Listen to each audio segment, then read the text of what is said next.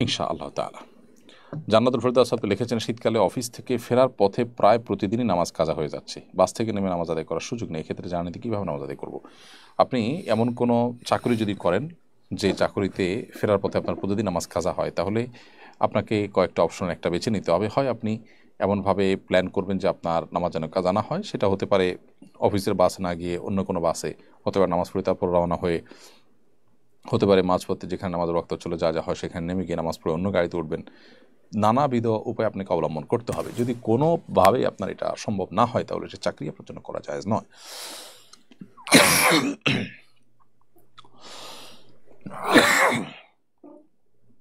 দুঃখিত।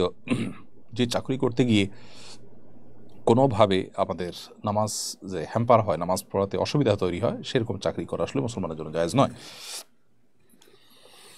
আর যদি এটা কালে ভদ্রে হয়, হঠাৎ কোনো দিন হয়ে গেছে যে নামাজ পড়াটা, নেমে নামাজ পড়াটা আপনার জন্য রিস্কি হবে,